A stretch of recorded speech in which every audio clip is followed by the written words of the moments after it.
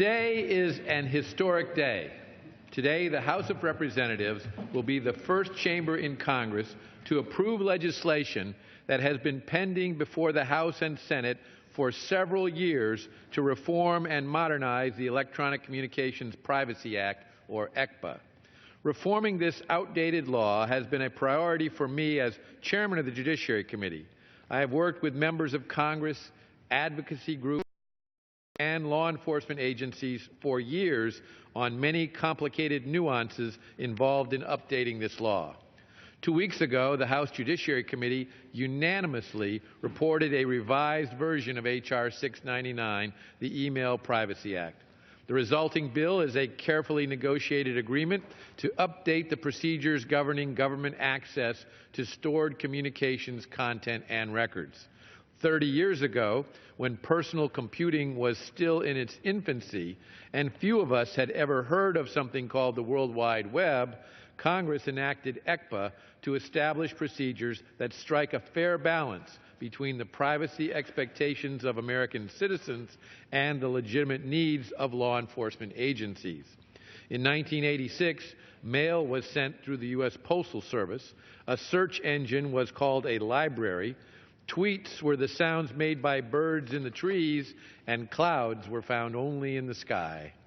In 1986, computer storage was finite and expensive.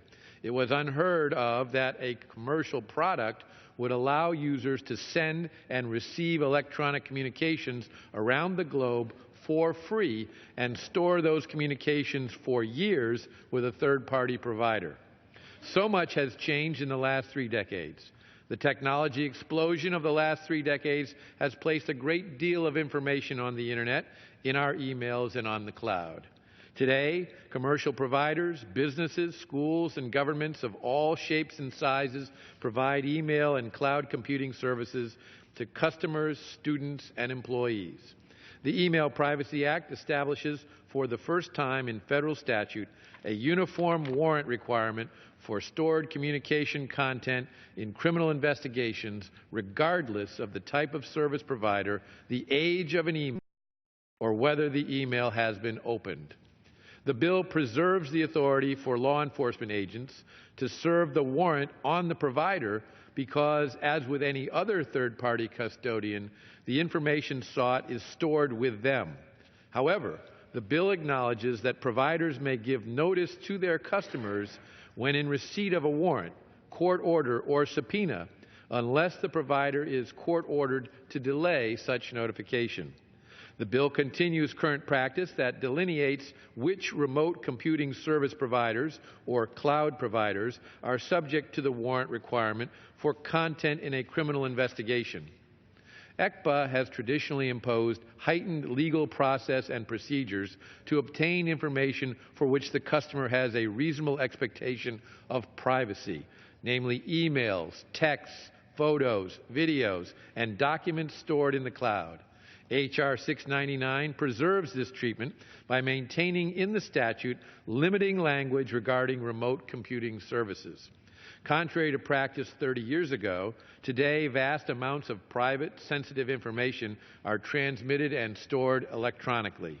But this information may also contain evidence of a crime, and law enforcement agencies are increasingly dependent upon stored communications content and records in their investigations.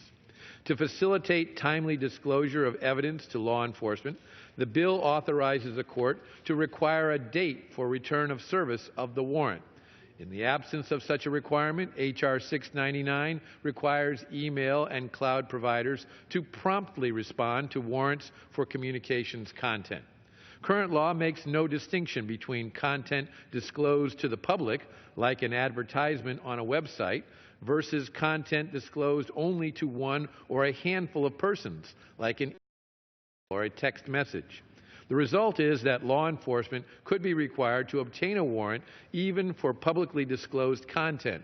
The bill clarifies that commercial public content can be obtained with process other than a warrant. Lastly, H.R. 699 clarifies that nothing in the law limits Congress's authority to compel a third-party provider to disclose content in furtherance of its investigative and oversight responsibilities. 30 years ago, the extent to which people communicated electronically was much more limited.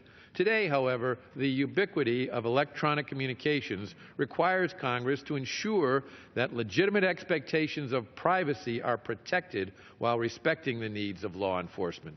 I am confident that this bill strikes the necessary balance and does so in a way that continues to promote the development and use of new technologies and services that reflect how people communicate with one another today and into the future.